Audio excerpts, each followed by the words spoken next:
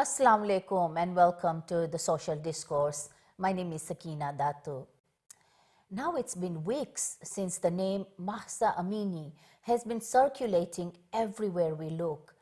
It's a tragedy when a young woman loses her life, and if there are any questionable circumstances around that death, then it's obviously even more devastating.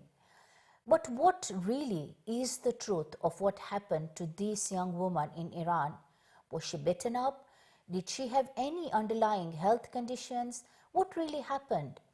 And why has her death led to protests not just in Iran, but revolt everywhere else too? Are those supporting protests in Iran truly speaking out for the women of Iran? And is this fight for a woman's right to choose how she dresses? Or is it an anti-hijabi crusade? Now, to help me make sense of all these questions, I'm joined today by Sister Fahima, presenter and life coach. Assalamu alaikum. Wa alaikum salam. And we also have with us remotely Sister Batul Subaiti, an energy engineer and a political analyst. Thank you so much for joining us, Sister Batul. It's a real pleasure to have you on the show. It's great to be on. Thank you so much for having me. And from Tehran, we are joined by Brother Fuad Azadi, an associate professor at the Faculty of World Studies at the University of Tehran. Now, because of some issues with the networks, we are not having connection with Brother Azadi, but we'll keep trying, and hopefully before we end the show, we will be able to get the view from Tehran. So welcome, ladies and gentlemen. Now, if we just start, Fahima, I'm just going to ask you, what has been your perspective or just your view generally? This story has been going on for the past 2 weeks, and I had a lot of people, a lot of sisters in particular, saying to me, what really has happened? We are hearing one viewpoint from the Western media, but really we don't really know what is going on, these questions. So in your view, how have you been, taking in this story, and what have been your thoughts around it? Assalamu alaikum, everyone. Thank you so much for having me. It is a very interesting topic, but I'm not a political analyst. However, if you were to do some research, and if you look very, very clearly, even looking at history, I'm going to read out something actually which shows that there is something way beyond just looking at the murder of MAHSA AMINI. Unfortunately, if we look at history and we look at even going back to 2009, in the Western media, it is stated that, for example, the Brookings Institution said in 2009 that, it is basically supporting the regime in Iran, anyone who is against the regime, right? And the US generally will actually basically support sort of an ally with anyone who is against Iran. And they will also be part of Twitter, Facebook, and Google to work together in order to help advance US foreign policy. And that also was the start of the Arab Spring in 2011. And even not going so back to 2009, if you go back to even 2020, in the Financial Times admitting that the US in the Western media, again, in their article, saying that they fund technology companies and have recorded an increase in the use of software in Iran, so that people who are against the regime will actually be using their resources and they will be funding. So there is definitely something much more, because if it was just for MAHSA AMINI, unfortunately there are more than one occasion like her across the globe. Why is it only that it's just this particular case and Iran, who is also alliance more and more now with Russia? So there's a lot more to it. Of course, and we'll come back to these discussions and the involvement here. And let me just make it clear that we don't know whether it was a murder or not at this stage. But Sister Batul, now I've seen your post and you've been writing, in details about what has been happening. Tell us first what really has happened. From your knowledge or your research, what has happened in this case? Right. I'll just take a quick step before that, and I will speak about the Western mainstream media's discourse. which is what most people are internalizing essentially. So the Western mainstream media discourse itself has been changing with time. Masih Alinejad, who is well known now, especially after this so-called campaign, is an Iranian expert. She's a so-called voice of this movement. She first tweeted that Mahsa suffered from a heart attack. This then changed to she's in a coma after being beaten by the police. And then it was changed swiftly to the Iranian police had murdered her, essentially. This was echoed, this narrative, throughout mainstream media, contrary to what was actually coming from reputable investigative bodies within Iran, that there was actually no evidence of skull fracture or any indication of torture. And actually, Iran's forensic medical organization on the 7th of October released the autopsy report that actually revealed that she died from multiple organ failure after she fell into a coma. And this corroborated that very famous CCTV footage that was being circulated on Iran's state media. Now, President Raisi, of course, he did what was the basic necessity, and that was to call for an investigation into her tragic death. He called Mahsa's family and he reassured them that he'll get to the bottom of it. But the West's reaction to her tragic death, this is what raises the question. If the whole matter is simply anticipating the truth, isn't it sensible to just wait for an investigation before reaching those definitive conclusions? And so the magnitude of the global systemic and program noise to smite Iran could not be justified except as a cover for a wider agenda that was going on. But then let's take a step back and let's suppose the police was guilty of violation, which it's not, but let's suppose it was. There is no country in the world where violation of law doesn't take place. You know, there are those who break the law, those whose bad intentions push them to act criminally. In the case of Iran especially, there are those who want to smear the system, those who are agents and collaborators. You know, we're not short of examples in this regard. You know, especially with the riot movement that's emerged, there are those who go to the extent of carrying out assassination of scientists. Are they not able to then come up with such acts to smear the Islamic Republic? Otherwise, such an incident is bound to occur in any country. And there's a criminal justice system in Iran that deals harshly with perpetrators. That's to maintain its own security. And there's no record of mass systemic violation of law in Iran against helpless women for this to be the default conclusion. Actually, it's really interesting that the story that was blown out of proportion was an allegation, and it still isn't proven until now. So that proves to me that it's not a systemic issue, because the West would look for any legal lapse in Iran's system or any such occasion to blow it out of proportion. So what should outrage us all is the politicization of a young girl's death to demand for more punitive punishments and sanctions against the Iranian nation that have killed many women. That is what should outrage us. Okay, great. That's a great introduction. So here, I think from what I'm getting, Sister Fahima, is there are two issues. There is first the reality of what really happened with this particular case. And so far, like we said, you know, there is no evidence that she was tortured. And of course, we've heard it again and again. And sometimes when you say it often enough, then, you know, people start believing you.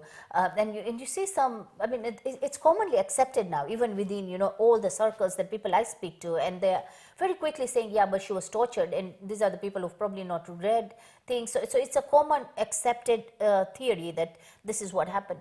So this is one aspect of it. And then, of course, what you mentioned is the way the news has been spread, and the way the Western media has jumped onto this bandwagon. So it could be, first of all, we just separate the things that we don't know what really happened. That's the truth. I mean, of course, there is no evidence, as we say, but we don't really know what happened.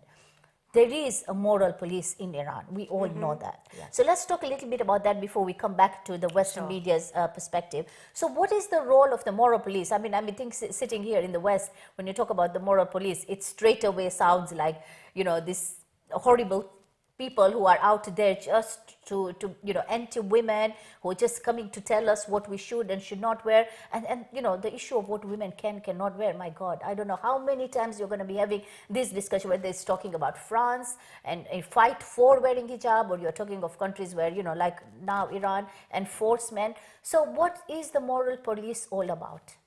Well, I think, you know, with the Iranian sort of Islamic state, it's basically the rules. And in order for it to be enforced to a particular state, maybe there are sort of, you know, police to make sure that it's upheld. Unfortunately, yes, women get the brunt of it. But at the same time, there are Christians, there are Jews, there are many other sort of, you know, faiths that are living in Iran who has not actually complained before, and they comply quite happily. And they've never actually had this kind of extreme. And even if they did, like Batul mentioned, at the end of the day, it has not been blown out of proportion. So this has definitely been something which has been probably playing out, and they're looking for some sort of like gap in order for them to force an agenda, because obviously this is something that they can especially with the timing of what's happening around the globe with Russia as well. Yeah. So I think that, you know, with that enforcement, yes, they may have acted a little bit harsh and irrationally, but again, that has to be proven to what extent, and that should be taken into, you know, the hands of the government and the rules and the law of that country. Absolutely. But to have that intervention globally is quite extreme. And like I said, it's going around in other countries in the West where the same thing on the other extreme is happening, but no one's really speaking about that. Absolutely. So you can shout about being hijab being taken away, but you're still controlling us on the hijab we can wear. Now, Sister Batul, from what I understand, this moral police isn't there in Iran just to talk about women's dressings. I mean, they are there to also make sure that men are moderately dressed up, but it isn't just about the dressing, yeah? What is it? What else? What is their whole, you know, what do they do? What's their mandate? All right, so the morality police, or Gasht Irshad, is actually, it translates to guidance patrol. It actually came under the tenure of Ahmadinejad in 2005. So I just want to make it very clear that when we talk about the quote-unquote morality police, we need to make a distinction between the mandatory hijab law that exists and between the way in which that law is enforced. Now, that law, its enforcement didn't begin in 1979. In fact, even the law of the mandatory hijab came in 1983, so this was a few years after the revolution itself, according to what the Islamic Republic saw was in the higher Islamic interest. But the reality is that this police itself is criticized in Iran, even by high-ranking politicians, even conservative scholars, even those within the quote-unquote conservative camp themselves. In fact, even Ahmadinejad himself went on to criticize the Gasht Irshad because he felt like policing at some point wasn't actually the best way of creating a culture of hijab. But I think what Sister Fahima said was an important point, and that is we are talking about an Islamic Republic which is a democratic theocracy. That is, the system cannot be actualized unless it is the will of the majority of the people. And if you want to vote for an Islamic Republic, it is to vote for a set of laws that are governing the society. So these laws, for example, could include banning what goes against Islamic law in public. So, for example, it's unlawful to sell alcohol or consume it. Yeah. So likewise, there is a mandatory law for a loose form of head covering and modest clothing, but not before hijab, because hijab is seen as a social issue. Yeah. And the law has less to do with imposing a religious duty and more to do with respecting the environment that the majority of Iranians have voted for. And that's the fact that the Islamic Republic owes it to the people and is actually responsible for this. And the proof of this is that when you go to metropolitan cities like Tehran, you will see thousands of Iranians going about their daily lives with the loose hijab. And the law is there in order to set the minimum standards. So those advocating for the removal of the law argue on the basis of, personal autonomy. So according to that logic, you should be allowed to basically wear a bikini in an Islamic Republic. Then it's not truly an Islamic Republic. It's just there by name.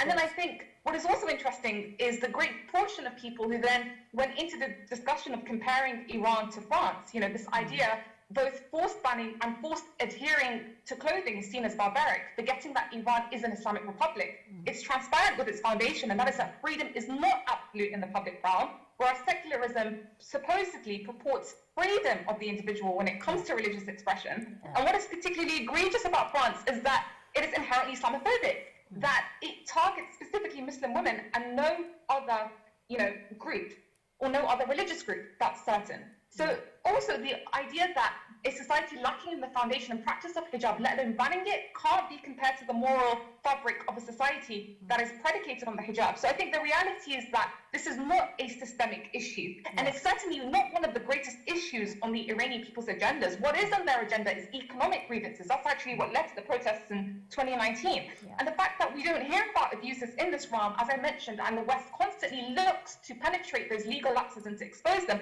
it's proof that this is not a systemic issue. Thousands of women in Iran walk, and their hijab isn't a hijab that is perfect, and they're left to their own devices. Yes, from time to time, what the Gasht Irshad does, when it does appear in certain areas, is it might reprimand women who aren't wearing the hijab properly, but that's it. When escalations happen, that's another question, and certainly that's something that the Iranian government needs to also probe into. Is it subjective, absolutely. For example? Is the morality police, on what basis is it stopping people? Are they taking part in, for example, those White Wednesday campaigns that Masih Ahlulbayt orchestrates? So every Wednesday she encourages Iranian women to come out and to actually put their hijab on poles and to wave it around, basically. So it's in defiance of the law. Many times those women get arrested and they film this footage online, and Masih uses it and she recirculates to her millions of followers. And so people get the idea that Iranian women are randomly arrested for basically not wearing proper hijab, when they're actually removing their hijab and waving it and creating this fitna. So we don't know the reality, but the West blows it out of proportion, purposefully manipulating the facts. Even if it is true, and then we know that this happens to, you know, law enforcement in all parts of the world. I mean, we've heard of cases like George Floyd, a lot of cases here in the UK when things go wrong with the police. And when this happens, nobody talks about changing the constitution. Nobody talks about, you know, like overthrowing the government. There is a problem with a particular section of the law enforcement, and you need to deal with that. And that's how we deal with it. So why when it comes to Islamic Republic or any other Muslim countries in that context, why do they jump to the whole overthrowing of the government? Well, it's not all Islamic countries. If that's the case, and they will even also condemn places like Saudi Arabia, right, for a lot of the human rights, but they don't do that. But what they're doing is you know, for Iran, because at the end of the day, Iran is not necessarily or definitely not, you know, an ally or not a supporter for the West. So they are more likely a threat. So in order to either impose more sanctions or to deviate them from, you know, the current affairs right now with Russia and alliancing with them, this is to sort of, you know, jump on the bandwagon and to infiltrate and support the anti-protesters, you know, in Iran, the anti-Iranian protesters in Iran or even elsewhere. And that's why the West is kind of, you know, going on to that sort of way. And the reason is they are actually in charge and giving, you know, sort of the internet and access and, you know, technology in that way, so that those sort of people are, you know, streaming. Twitter on that apparently seems to be the biggest one that and TikTok, I've seen it a lot. So there's lots of, you know, there's a lot of filter with what's happening, and it is definitely stemming from, you know, the top, where the West is like, okay, we can't go in there and do what we did maybe in Afghanistan and Iraq and Syria, but we'll do it with their own people. Right. Okay, we'll come back to the issue of hijab and why it's such a lot of fuss around hijab, whether we wear it or don't wear it, you know. But I am told we are now joined by Brother Fuad from Tehran. Salamun alaikum, Brother Fuad. Brother, can you hear me, Brother Fuad? Okay, seems like we're having a bit of issues with the phone line. Okay, all right. As soon as we've reconnected, I think there is a lot of issues with networks in Iran as we hear, and I wanted to know what is the latest. So, Sister Batul, what is the latest in terms of the protests? How bad are things? We're hearing about people having been killed. You know, protesters were attacked. How much of this is true, and what really is the reality right now? Right, so of course, it's undeniable. MAHSA's tragic death sparked widespread protests across Iran. Thousands did take to the different streets demanding answers and justice for MAHSA, which is expected, of course, and it actually shows that the nation will not tolerate potential injustices. They want answers, they want the state to get to the bottom of it. Fair play. But the mobilizations quickly turned violent. You had armed separatist groups who clashed with security forces, and the security forces did, in that case, what any government force is expected to do, and that is to clamp down on the rioters, who actually began pulling headscarves off of women's heads, setting public properties, mosques, ambulances on fires. Over 67 ambulances in the course of a day or so were burnt. They slit the throats of officers, civilians, who Iranians are mourning, and just today and yesterday, they were holding the funerals of several officers who were stabbed in cold blood. So the way the protests morphed could not be characterized as peaceful by the slightest. It was not normal. And not because of the way the security forces dealt with it, but because of the riots that were actually led by foreign-trained spies. And there's plenty of evidence for this. And the attacks on Iranian security forces actually enabled these terrorists to come out, if you will. One of them is the anti-Iran terrorist Kamala group. And Iranian intelligence sources actually stated that 2 members of a group that was affiliated with Al-Qaeda were killed by the Iranian military forces in provinces of Sistan and Baluchistan. And that separatist group, they claimed responsibility for a deadly attack that occurred on a police station where they fired at officers. So the West had pre-planned this attack.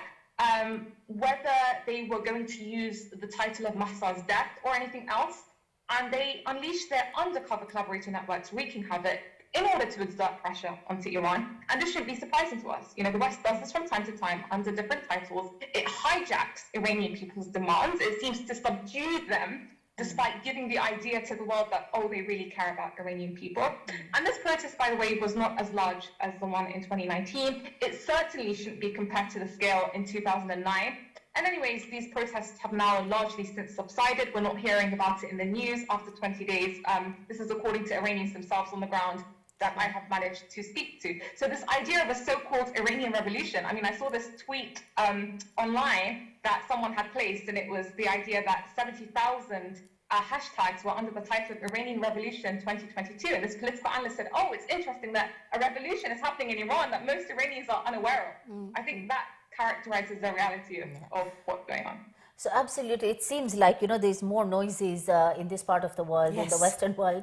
Even there, you seem to have a lot more women in support of Iranian women. Iranian women themselves, I don't think, need this support. But there's a lot more noises here than within Iran. Absolutely. Yeah? And Fahima, why is there always so many discussions on a woman's hijab?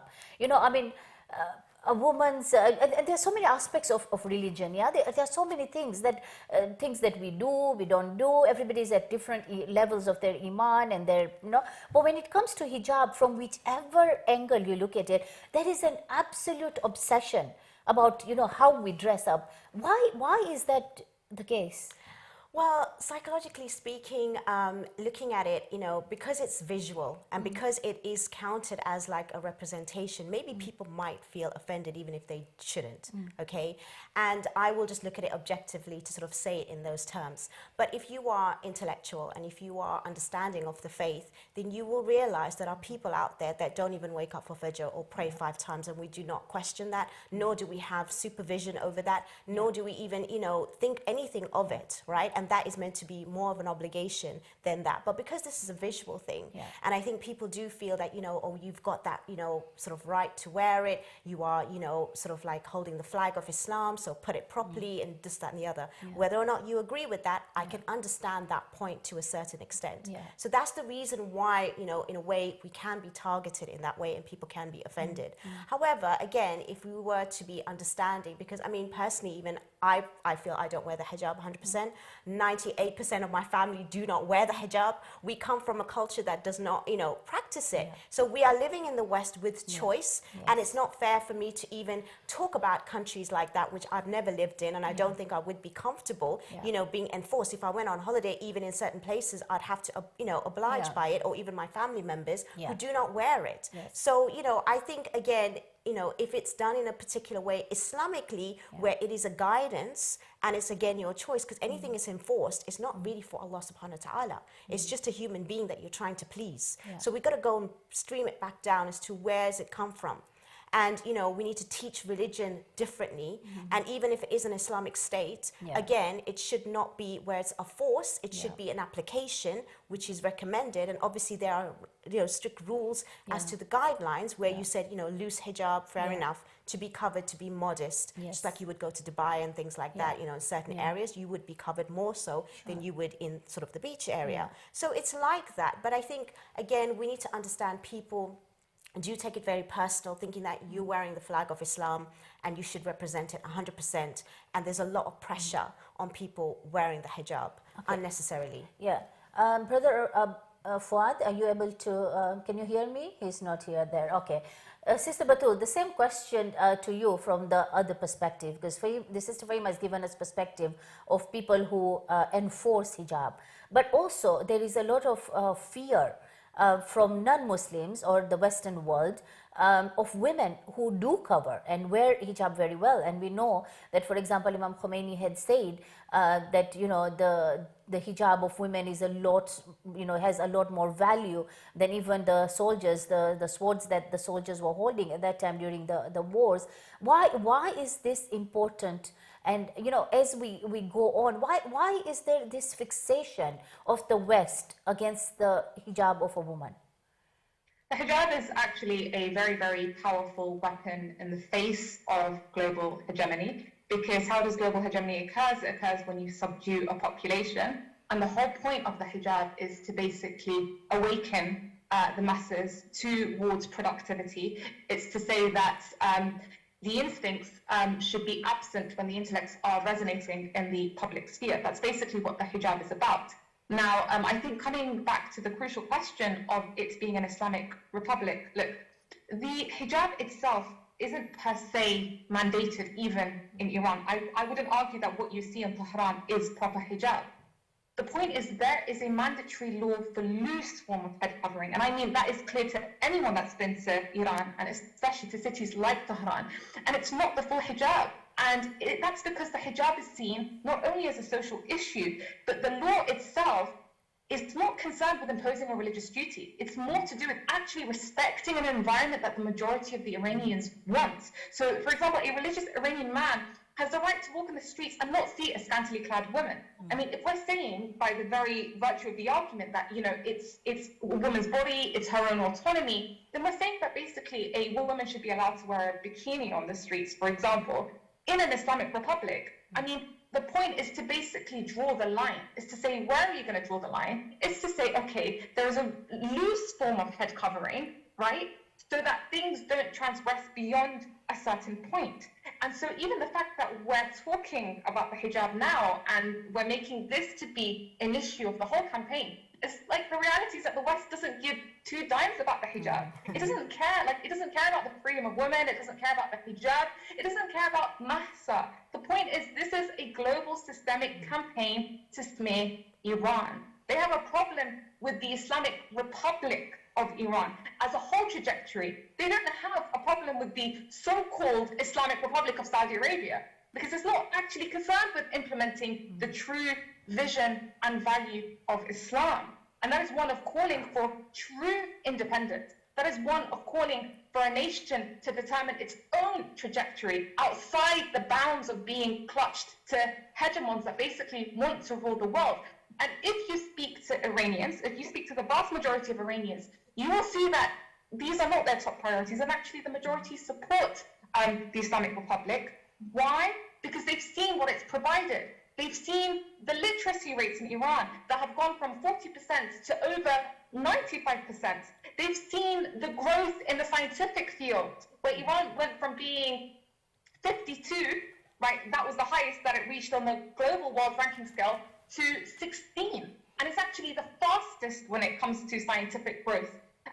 They've seen the advancements that have happened to women, for example, in terms of occupying spaces in government, in university, in faculties at universities. During the Shah's era, 1.4% of women occupied, professor positions at university. Now it's over 20%. I mean, look, no one is claiming Iran is perfect. Reforms are taking place. There have been so many reforms that have happened, especially in recent years, but it's a gradual work in progress. Yes. And the Iranian people certainly know what they want, and they are supporting the system. The fact the system rests today is because the Iranian people is supporting it. That's a very strong point, isn't it, Fahima? That actually, I mean, we've seen some footage about the the protests that came out of women supporting the government and saying, they're actually with the government on this. And of course, we are not saying this that they were supporting the police or they were, there is no questionable issues with what happened with MAHSA AMINI, but they are showing that, as the large group of women, they are supporting the constitution. And again, I think if we talk about the difference in a secular country, if you were to impose hijab or modest clothing, that would be a problem because you can't enforce that. Even within Islam, we are told that, for example, I heard this week that when your child turns baligh, you can't enforce hijab on your own child because, hijab is something that she has to accept to wear it herself. But when this is fine for countries where there's secularism, but when you are in an Islamic republic, you have accepted the constitution, and the constitution lists this. So you have really accepted to be part of this system. So then, why still do we find that this message is not coming across? Is it just as simple as, again, the Western media?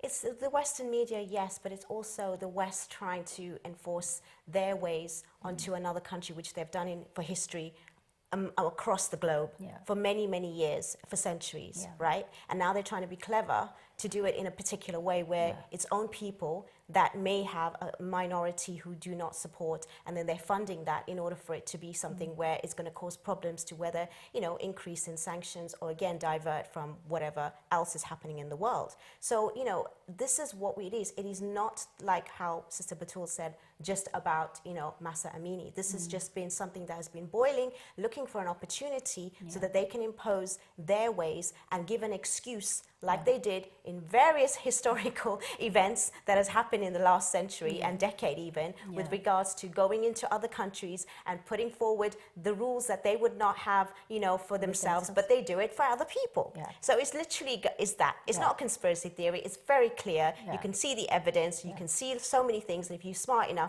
even like I said, me not being a political analyst myself, I can figure it out. You just have to go and read a few You just articles. got to read the right articles and and speak to the right people, and you'll be able to know. Absolutely. And you know, as I was driving here, I was just listening to the radio, and they're talking about, you know, the America threatening to assassinate Putin if he went ahead with you know, the nuclear weapons in Ukraine.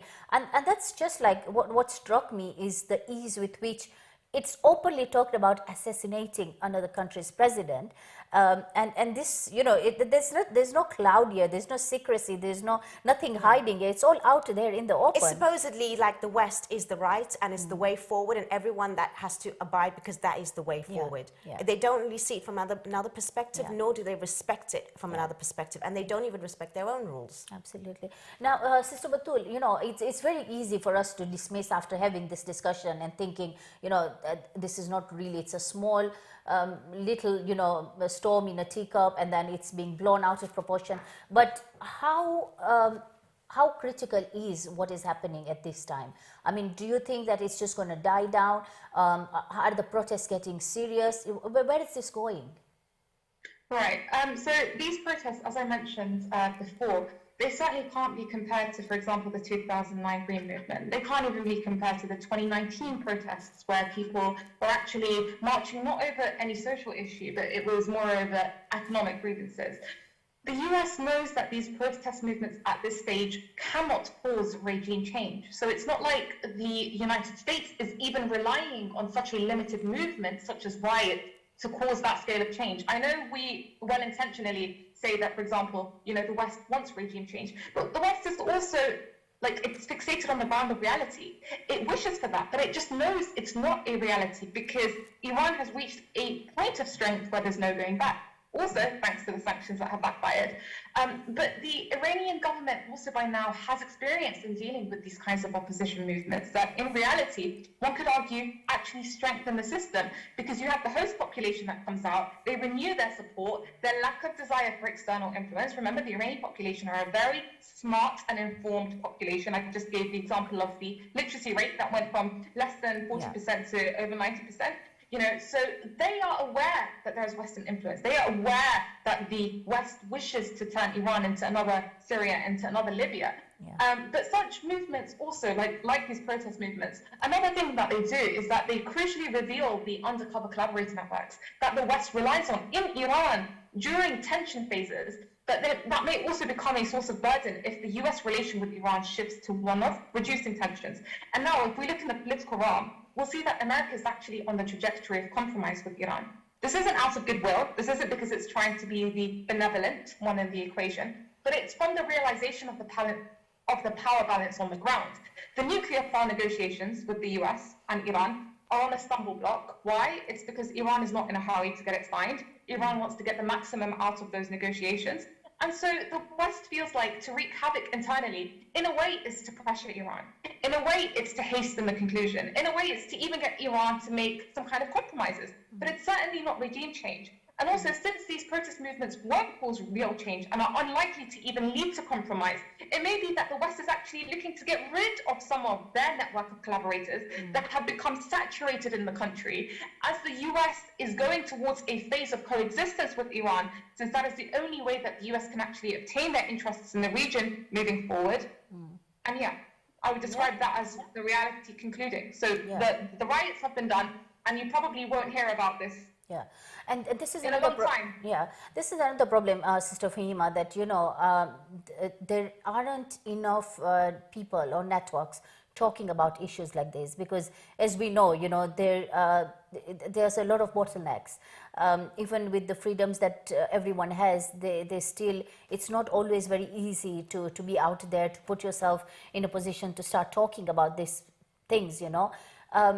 How much have you, I mean, you're also a TV presenter, you present shows, and, you know, in your view, how much self-censoring is there, you know, apart from the actual censoring that happens, which, to be honest, maybe we are not censored as much openly, but there is self-censoring because we know that there are certain situations about, you know, things we should and should not talk about. How much of that do you face?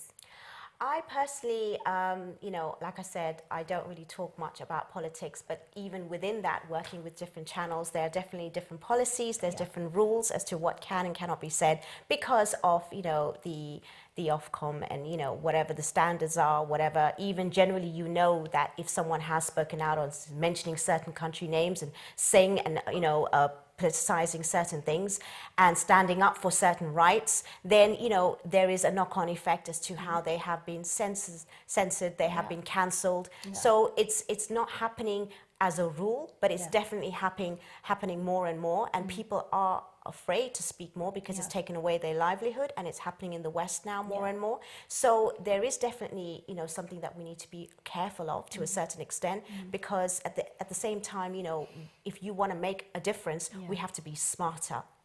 I don't think that we should be completely opposing, because our faith does say to follow the law of the land, but to a certain extent, if it is oppressive and if it is, but we need to find smarter ways of doing it. So it's just not us against them, but somehow, you know, do it in a way where you are going to be in that system in a way sometimes to call them out in it, because you have a platform and you have a voice, you will be heard to a certain extent. Sister Badru, the same question for you. I can see that you're quite vocal on your social media. You talk about things very, very openly, which is amazing, you know, because I got to learn a lot of things on this subject from your posts.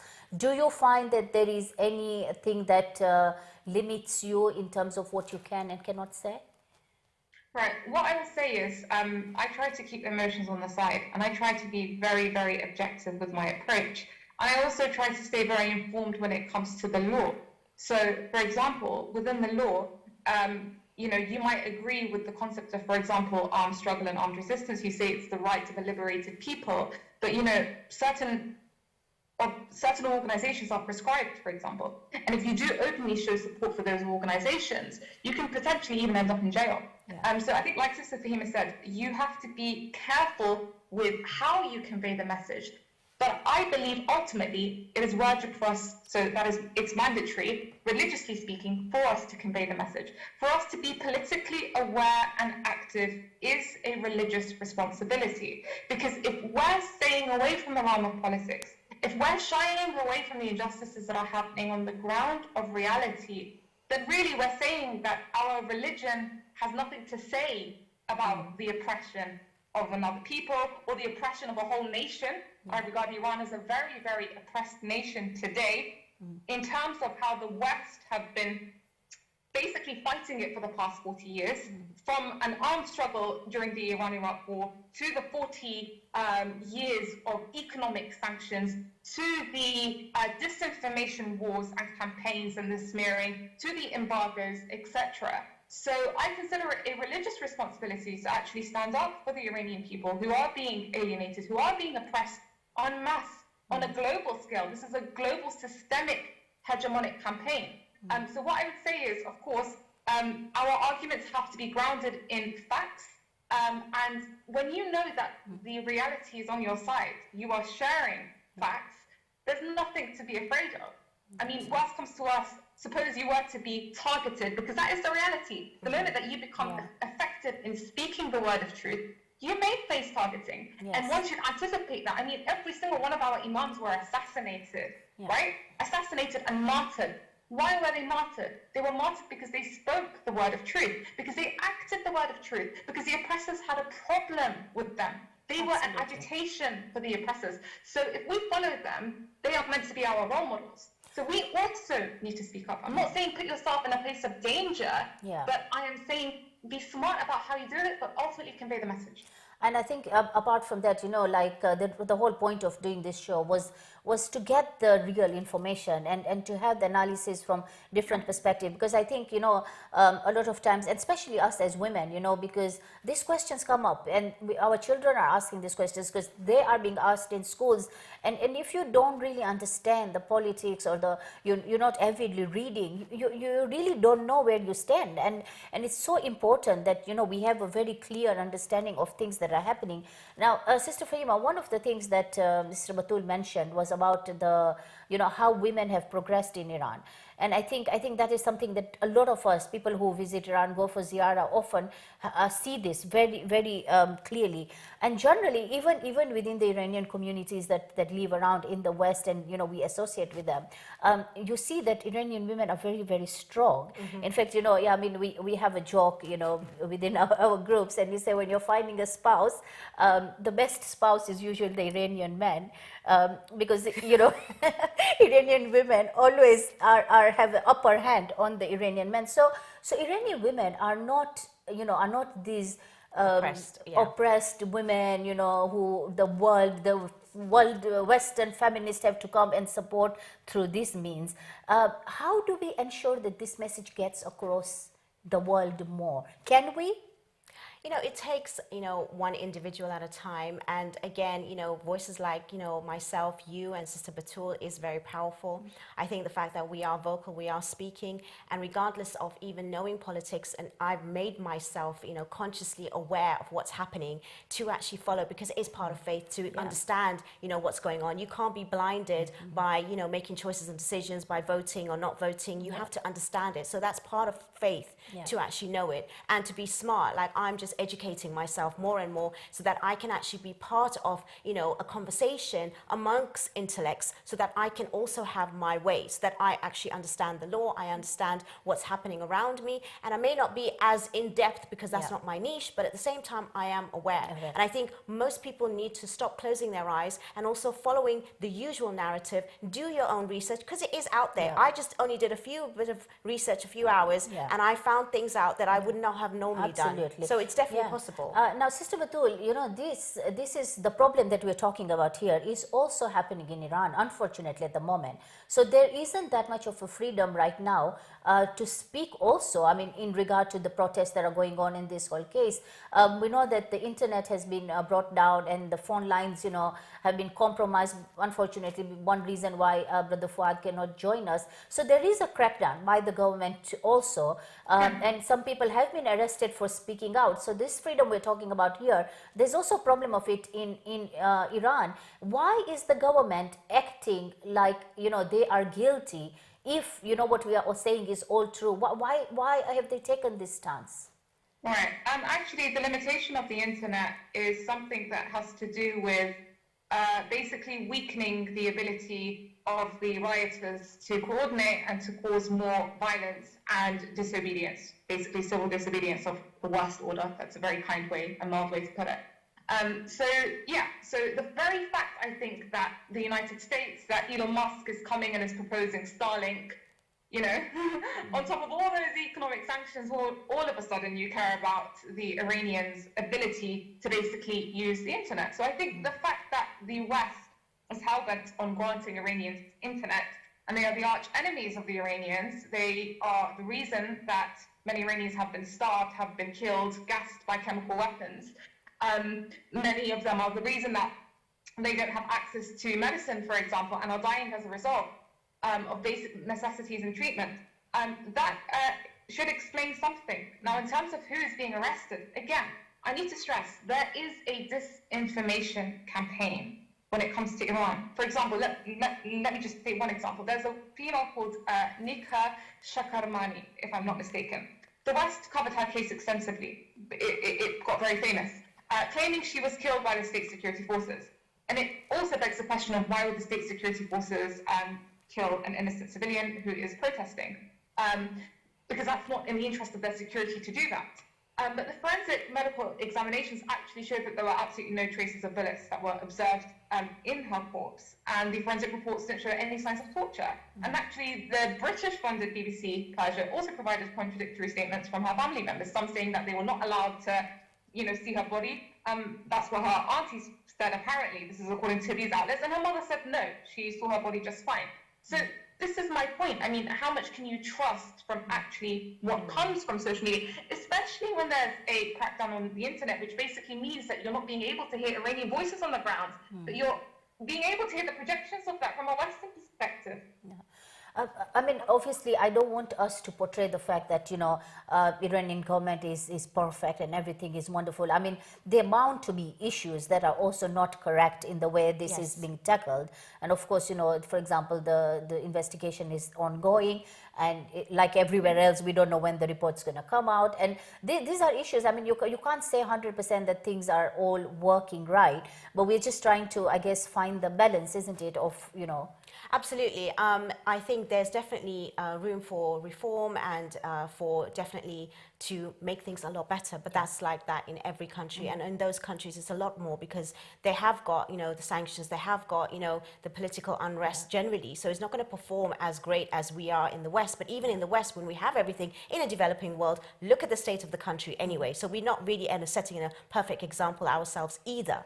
Right? So in a place like that, there will be, definitely that, they need to obviously go back and reassess, how are they actually running with regards to these morality police, for example, or the government sort of policies or whatever it may be. But that is, again, for that country to decide and for them to actually have, unless they ask for the, help from outside and they want that intervention, and then it's a different story. But for now, I think we should leave that country to do it in their own way. And those voices that are coming out all of a sudden, again, if it was really truly about that particular incident, then it would be from so many different countries as well that is happening, that we can really pull out all of these statistics, all of these women that are similar, if not worse, in these situations, but they're completely blindsided. Absolutely. Now, the other issue here that I wanted to bring out is this whole issue of the morality police. And obviously, this is unique to Iran.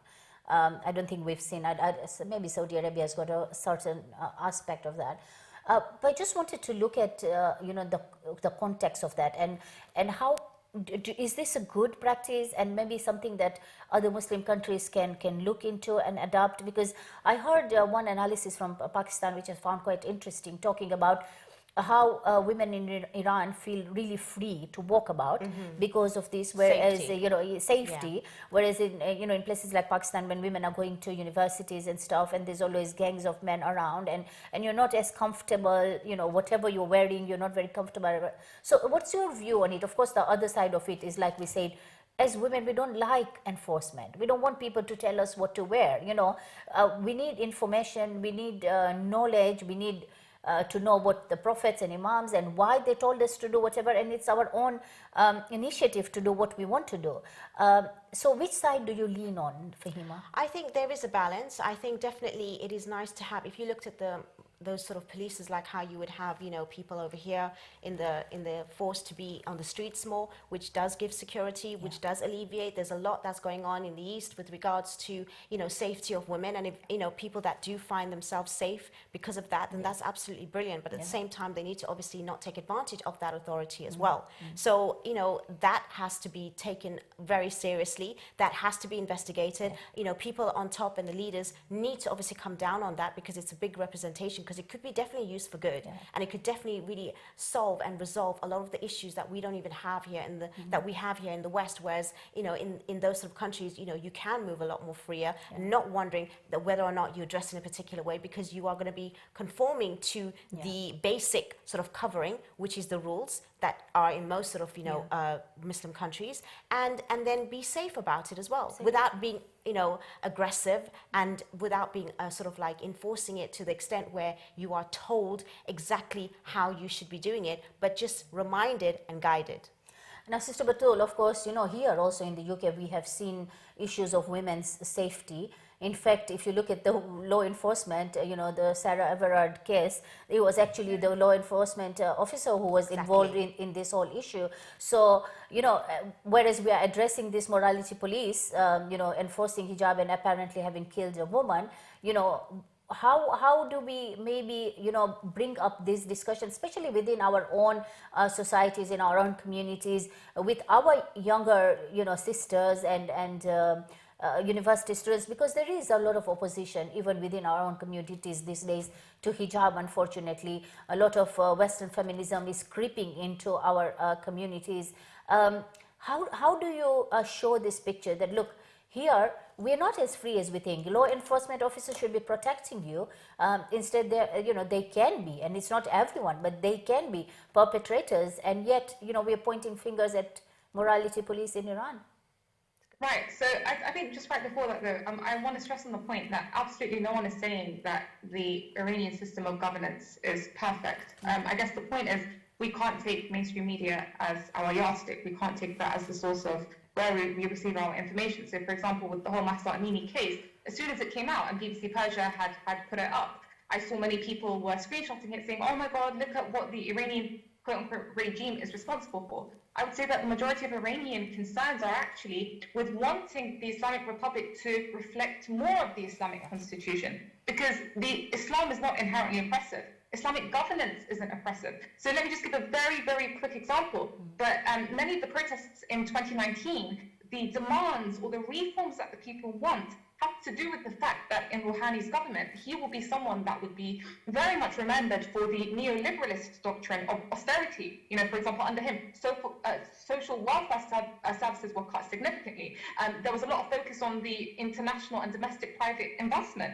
You know, rather than uptaking jobs, those were cut. So that's just to give you an example that, yes, there are Western sanctions that are the root causes, for example, of the economic grievances, but that is compounded by government misdoing. So no one is absolving the way that the government is ruling over here. I guess what we're saying is there needs to be a return back to pure Islam in its purest sense. Sure. That way people's grievances will be reduced. I think in terms of the issue of hijab, I think for me, one of the most effective let's say, realities that became clear to me was just the power of the hijab in terms of the systemic magnitude of the Western governments and regimes to push the hijab down, to demonize the hijab. When I read about histories and when the colonialists would come into Muslim countries, essentially the first thing that they would do is they would want to unveil the women. This was particularly the case in Algeria, and Frans Fanon wrote extensively about this. And this idea of how like a covered woman is frustrating the colonizer in a way, because it's showing that power dynamic where he wants to rule and he wants to control, yet you are protecting yourself against that, essentially, with the most powerful thing that you have, and that is your modesty and your chastity. So when it becomes clear to me how much there is truly a war on the essence of the hijab, because it is not just a disruption to the status quo, it is actually a threat to the status quo. That's why sexualization is rife in our society. That's why pornography is so easy to access. That's why most videos and I mean videos in terms of music videos and cinemas, etc., most of them at least have pornographic scenes every now and then. I mean, that tells you something about the kind of society that we live in. Now, Iran is a society, in terms of it being an Islamic republic, that truly honors the status of the woman, and we can see that in terms of the position that a woman is granted, both in terms of her respect as, for example, a housewife, as a mother, and also her participation in society. But of course, there is still a very long way to go in terms of not just facilitating the education for women, which is outstanding in Iran. I mean, more women are educated in Iran than men even. 60% of degree holders in Iran are women, and 40% are men. But also, for example, providing more job uptake for women and providing that opportunity for them to actually use their degrees, for instance. So there's still certainly a long way to go in terms of reforms, and there are social issues that need to be overcome and need to be actually more aligned with Islam. But I think that's the key here. It's not to take away the Islamic aspect, it's to reinvigorate the Islamic aspect in its purest sense, because that is truly the source of liberation. Yeah. And Sofima, do you think that maybe, you know, the way the West has tackled the whole issue of hijab, that there's been a change in tactic from what I'm observing? Because there was this one period when it was the France way, you know, and remove hijab, don't allow women to wear hijab in schools, and, you know, ban on burqa. And what we actually saw is whenever there is this kind of an attack, you find more and more people actually taking up the hijab. And even people who are not Muslim, sometimes they come closer to it and they want to find out more. And it seems like there is now a change in tactic, and people are not being told, or there are no like bans on hijab as such. Now the promotion is the other way, and because of which, I don't know if you have observed that, but I have seen this, that there is a lot of Western feminism that's creeping into our communities, and especially for our younger generations. And so they are now standing tall to talk about my right to wear what I want, as in opposition to hijab. Do you see that? Yeah, I do, but I don't think that they are winning, and I certainly don't think that their narrative is actually what they even, most women who even are in that way, they're not happy, to be honest. It's not even in favor of family, of even relationships, or even the fact that, being a woman, being on your own, and, being this kind of like this nuance of feminism, it does not work. Yeah. And especially as human behavior, if you understand, it's about alliancing, it's about collaboration, it's about knowing that each one has their role and everyone is different. And yeah, a few people might, shout out loud with it, but behind closed doors, they don't actually live it either.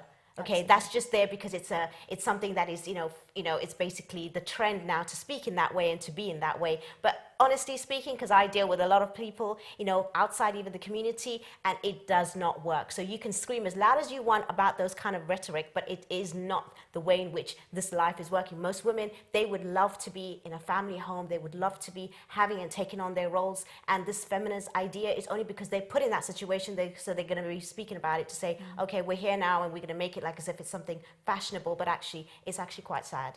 Absolutely. Sister Batul, I've got so many questions for you, but unfortunately we have come to the end of the show. And all I can say to end is that, we can only hope that when our Imam is here, that will be the perfect time when we can stand tall as women and have the balance, that is required for us to be modest, have our hijab, but yet have the freedoms that Islam has ensured us. And there are a lot of freedoms, no doubt about that. There is nothing that empowers women more than Islam, and sticking to those Islamic values gives us the freedom that, you can't ask for anything more.